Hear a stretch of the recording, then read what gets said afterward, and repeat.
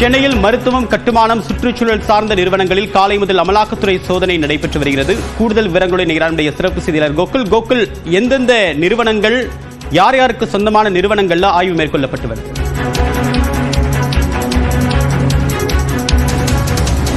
சென்னையில காலை முதலே அமலாக்கத்துறை அதிகாரிகள் 10க்கும் மேற்பட்ட இடங்கள்ல சோதனையில் ஈடுபட்டு வர்றாங்க. குறிப்பாக மருத்துவத்துறை, கட்டுமானத்துறை, சுற்றுச்சூழல் துறை சார்ந்த நிறுவனங்கள்ல இந்த சோதனையானது நடத்தப்பட்டு வருகிறது. நம்ம இருக்கக்கூடிய இந்த அசோக் நகர் பகுதியில் இருக்கக்கூடிய என்சிசி என்ற ஒரு தனியார் நிறுவனத்தில் காலை 7 மணியிலிருந்து அமலாக்கத்துறை அதிகாரிகள் சோதனையில் ஈடுபட்டு வராங்க. இந்த நிறுவனம் சுற்றுச்சூழல் துறை சார்ந்த நிறுவனமாக செயல்பட்டு வருகிறது. அதே போல சைதாப்பேட்டையில் AK நாதன் என்ற அவருடைய இந்த நிறுவனத்துடைய உரிமையாளராகவும் இருக்கிறார். அவர் மற்றொரு கட்டுமான நிறுவனத்தையும் நடத்தி வருகிறார். அந்த நிறுவனத்திலையும் காலை முதலே அமலாக்கத்துறை அதிகாரிகள் சோதனையில் ஈடுபட்டு வராங்க. சென்னை கோயம்பேட்டிலையும் eco care engineering private limited என்ற ஒரு தனியார் நிறுவனத்துடைய உரிமையாளர் குணசேகரன் என்பவருடைய வீட்டில் காலை முதலே இந்த சோதனையானது நடத்தப்பட்டு வருகிறது.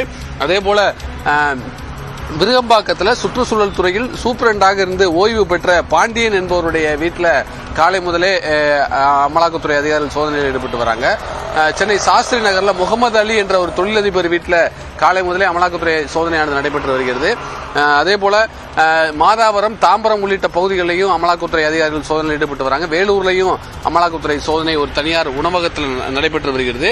குறிப்பாக சுற்றுச்சூழல் துறையில ஏற்கனவே லஞ்ச ஒழிப்புத்துறை அதிகாரிகள் பதிவு செய்திருக்கக்கூடிய வழக்கின் அடிப்படையில் இந்த நிறுவனங்கள்ல சோதனை நடைபெற்று வருவதாக சொல்லப்படுகிறது. அப்போது அந்த லஞ்ச ஒழிப்புத்துறை அதிகாரிகளால் பதிவு செய்யப்பட்ட வழக்குகளில் சட்டவிரோத பணப்பரிமாற்ற புகாரை எடுத்து அமலாக்கத்துறை அந்த வழக்கையும் கையில் எடுத்திருப்பதாக சொல்லப்படுகிறது. அதே போல அசோக் நகர்ல ராஜசேகர் என்ற ஒரு மருத்துவருடைய வீட்டிலையும் இந்த சோதனையானது நடத்தப்பட்டு வருகிறது. அவர் மொத்த மருந்துகளை சப்ளை செய்யக்கூடிய நபராக இருக்கிறார். அவர் தொடர்புடைய இடங்கள்லையும் இந்த சோதனையானது நடத்தப்பட்டு வருகிறது. மொத்தமாக 10க்கும் மேற்பட்ட இடங்களில் காலை முதலே 20க்கும் மேற்பட்ட வாகனங்களில் வந்து அமலாக்கத்துறை அதிகாரிகள் சோதனை நடத்திட்டு வர்றாங்க. குறிப்பாக சட்டவிரோத பணப்பரிமாற்றம், இந்த நிறுவனங்கள்லாம் அரசு சார்ந்த ஏதாவது பணிகள் மேற்கொள்ளப்படுகிறதா என்பது குறித்தெல்லாம் விசாரணையானது மேற்கொள்ளப்பட்டு வருகிறது. சட்டவிரோத பணப்பரிமாற்றம் என்ற அடிப்படையில் இந்த முதற்கட்ட சோதனை நடைபெற்று வருவதாக அமலாக்கத்துறையுடைய தகவலாக இருக்கிறது. மற்ற அண்மை காலத்தில் கோவை, வேலூர் போன்ற நகரங்களை மையப்படுத்தி அமலாக்கத்துறை சோதனை நடைபெற்றது. அதற்கும் இந்த சோதனைக்கும் ஏதாவது தொடர்பு இருக்கா, இல்ல இது புதிதாக கிடைத்த புகார்கள், தரவுகளின் அடிப்படையில் சோதனை மேற்கொள்ளப்படுதாக?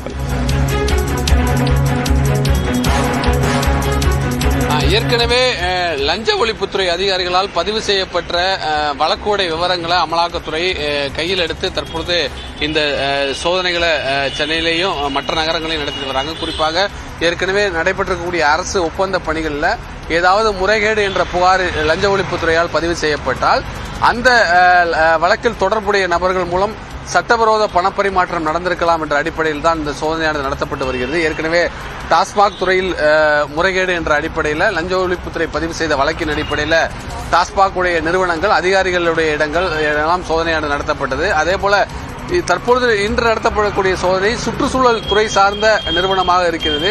இந்த என்சிசி இந்தியா என்ற நிறுவனமானது பயோலிங்ஸ் பணிகள்லாம் செய்யக்கூடிய வேலைகள்லாம் செய்து வருகிறார்கள். அதே போல கோயம்பேட்டில் எக்கோ கேர் என்ற ஒரு நிறுவனமும் சுற்றுச்சூழல் துறை சார்ந்த நிறுவனமாக இருக்கிறது.